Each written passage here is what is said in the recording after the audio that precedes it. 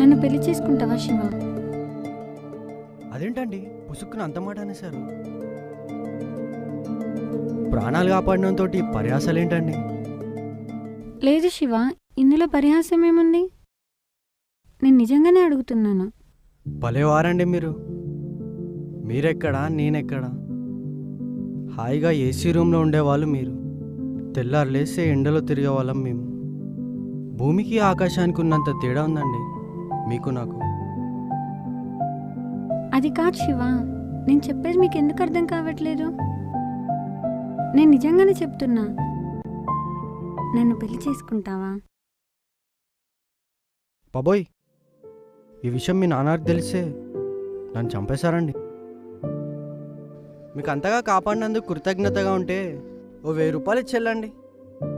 సాయంత్రం మీ పేరు చెప్పుకొని ఒక బీర్ తాగి బిర్యానీ తిని